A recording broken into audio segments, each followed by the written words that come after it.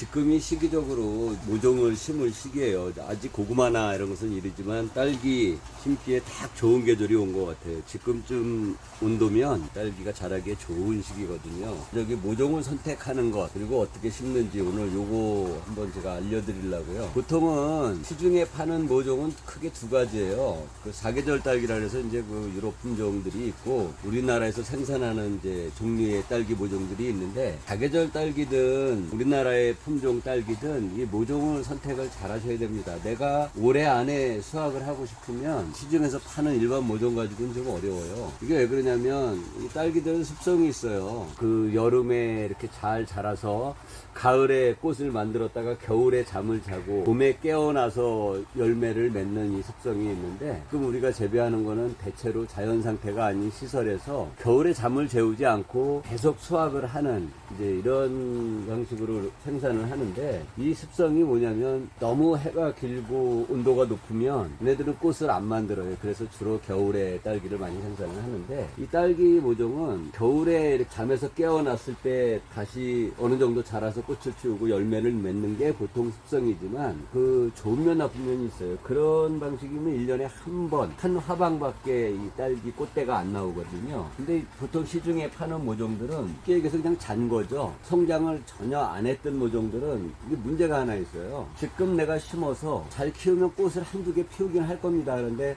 너무 약해요. 그리고 더 이상 꽃을 안 만듭니다.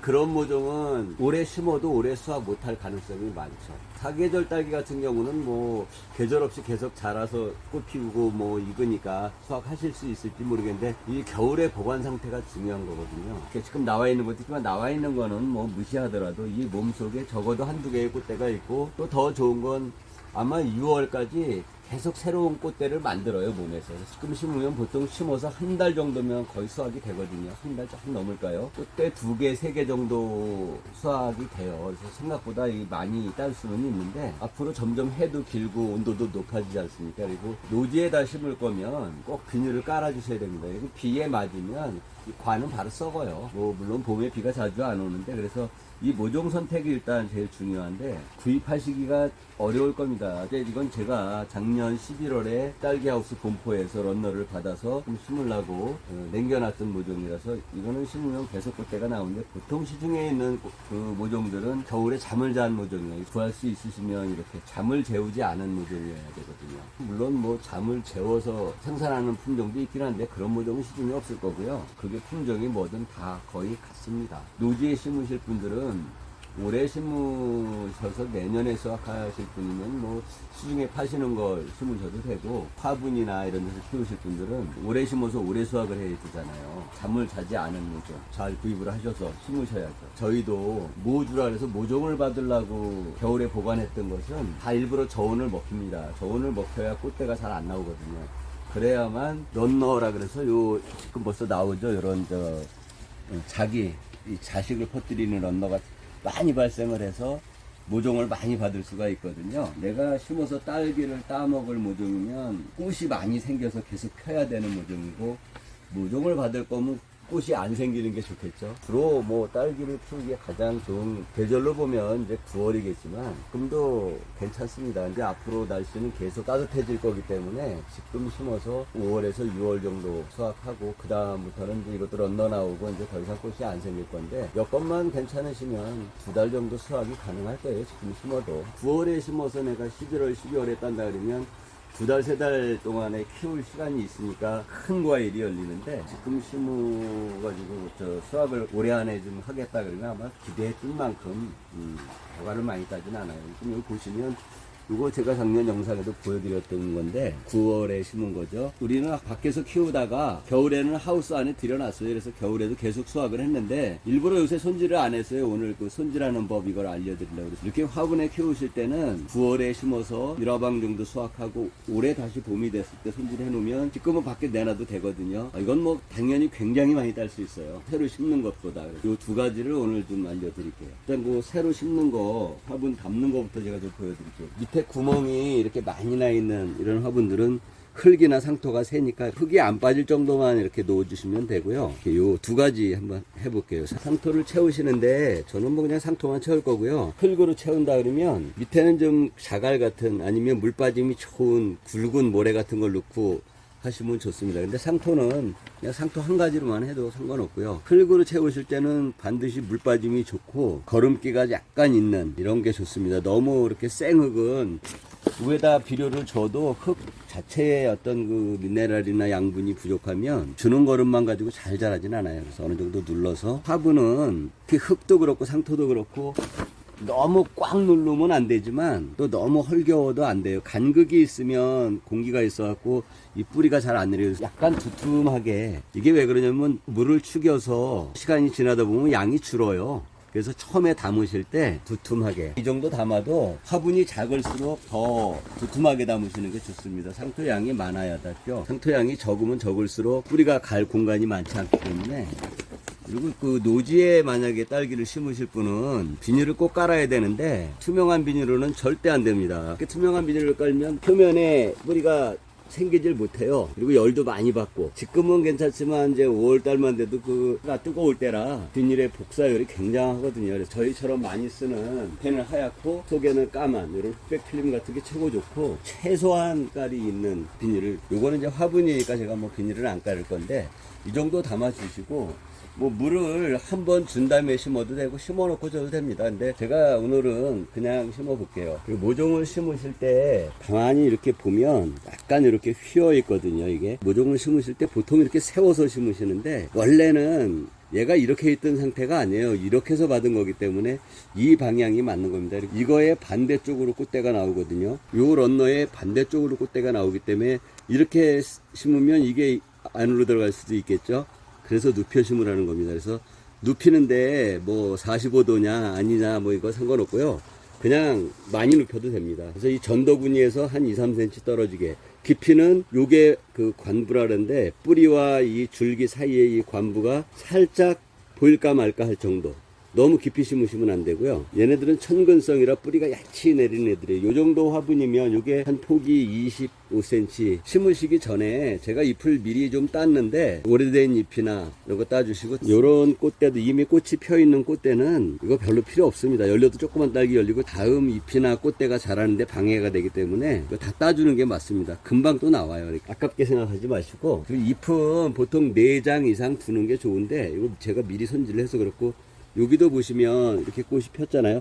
물론 이거 이대로 둬서 조그만 딸기를 따먹을 수는 있는데 보시다시피 다음 꽃대들이 바로바로 나오니까 이 정도 꽃이 핀 꽃대는 이걸 둬서 그 조그만 딸기를 따실 수도 있고 이건 본인 선택이에요. 또 요렇게 지금 바로바로 다음 꽃대가 나오니까 다음에 나오는 좋은 꽃대에서 좋은 딸기를 따고 싶으면 이걸 잘라버려도 되고요. 빨리 내가 수확하고 싶다 그러면 이 꽃대를 살리면 되는데 아마 과가 좀 작은 게 열릴 거예요.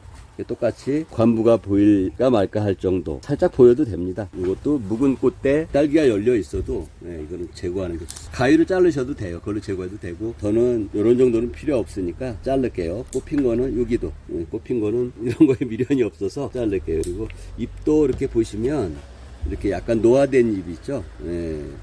이런 노화돼서 이렇게 제껴진 잎들은 뭐 이렇게 요거는 손으로 여기를 딱 잡고 깨끗이 이렇게 잎을 뗄 때는 밑에가 이렇게 깨끗이 떼야 됩니다. 이렇게. 이건 가위로 자르지 마시고 손으로 깨끗이 이 밑에가 깨끗해야 돼요. 그래 곰팡이도 안 생기고 똑같이 아까 말씀드렸듯이 관부가 중앙으로 가게 이렇게 해서 심으시면 되고요. 높이가 한 10cm 정도 되고 요 폭은 20cm 정도 되는 아주 작은 화분이에요. 보통 이런 정도면 한 포기만 심는 게 보통인데 뭐 2포기 심으셔도 됩니다. 이게 뭐 오랫동안 키울 건 아니니까. 꽃은 폈지만 이런 꽃대도 저는 일단 다 자를게요. 이걸 잘라야 얘들이 빨리 자라서 좋은 꽃대가 나와요. 자르셔도 되고 안 자르셔도 되는데 빨리 키워서 좋은 열매를 맺게 하려면 잘라주는 게 좋습니다. 이게 이제 화분도 조그맣고 얕다 보니까 심기가 좀 불편한데 요렇게 2개만 심을게요. 묵은 잎 이렇게 제거하고 그리고 이런 거 하실 때 혹시 해충이라든지 병이 있나 없나를 살펴서 병이 있는 거면 폐기하시고 벌레가 있다 그러면 구제를 하신 다음에 심으셔야 돼요. 이게 딸기는 뭐 여기다 약 뿌리기가 좀 그렇잖아요. 이렇게 누워 있어도 이거 하루 이틀은 다 일어납니다. 그래서 물을 주는 거를 제가 좀 알려드릴게요. 요 밑이 들어갈 정도, 요 정도 크기의 그릇. 처음에는 이게 마른 상태라 이제 튈 수가 있으니까 휴지나 키친타올 같은 거를 깔고서 물을 주실 때 이 상토가 전체가 다 젖을 만큼 주셔야죠. 그래서 위에다가 흠뻑 주셔도 되고, 위에가 이렇게 살짝 젖었잖아요. 그럼 나머지는 그릇에다 줍니다. 이렇게 그릇에다 줘도 빨아들여요.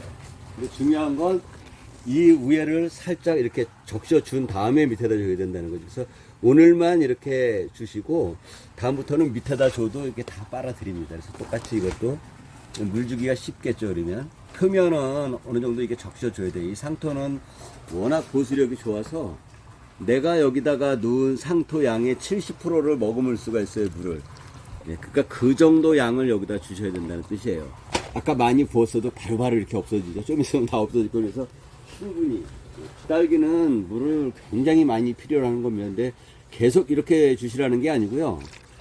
이게 포화 상태가 될 때까지 물을 완전히 이렇게 가득 채워놓고 한 1시간 이내에 수분이 다 올라올 거예요. 이렇게 위에다가 뿌리고 밑에다가 주면, 그래서 꼭 굳이 위에다가 다 붓지 않으셔도 되고, 좋은 거는 여기다가 마사토라든지 자갈이라든지 이런 걸 위에다 덮어주셔도 좋죠. 이거 다이소에서 알비료를 몇 개 사는데 이거 하나 가지고 아직 씁니다. 근데 초기에 비료를 많이 줄 이유는 없고요. 티스푼으로 한 스푼 정도를 주시는데 그 딸기가 없는 쪽에다가 뿌리에 이게 바로 닿는 게 좋지를 않거든요. 그러면 조금씩 이렇게 세 군데 이렇게 나눠서, 이게 한 번에 녹지는 않아요. 이러면 서서히 녹는데, 이제 물을 주면 나중에 다 녹아서 이제 흡수가 되는데, 칼슘이 들어있는 미량요소 비료 같은 거를 딸기는 꼭 같이 주셔야 돼요. 물론 16가지 비료를 다 주면 좋지만 그렇게까지 안 하셔도, 요 다이소 알비료 같은 경우는 질소인산 가리 정도 있는데 그 순도가 높지는 않아요. 그래서 한 번에 많이 주지 마시고 이렇게 조금 주시고, 한 일주일이나 열흘에 한 번 정도 요 티스푼으로 한 스푼 안 되게, 여기 3포기 심었으니까 제가 한 스푼을 줬는데, 이렇게 조그만 화분은 한 스푼 안 돼요. 예, 아주 조금만 줄게요. 비료 많이 주면 오히려 해가 돼요. 그래서 요 정도 주시고, 얘네들이 이제 왕성하게 성장할 때는 요거보다 좀 더 주셔도 되고, 이렇게 주는 간격을 내가 열흘에 한 번 주다가 일주일에 한 번 정도 주시면 될 거고요. 미량요소나 칼슘이 섞인 이런 수용성 비료들은 물에 아예 타서 주시든지, 아니면 지금처럼 이 물에다가 조금만 넣어주시면 되는데, 지금은 이 상토를 축이려고 제가 물을 많이 붓는데, 나중에 여기다가 물을 주실 때는 물을 이렇게 많이 부으면 안 됩니다. 이 안에 있는 뿌리가 호흡곤란으로 죽어요. 이 정도로 많이 주시면 안 되고, 내가 하루에 이렇게 줘보시면 알 거예요. 어느 정도 양을 얘네가 먹는지. 먹을 만큼 주시고 자주 주면 좋습니다.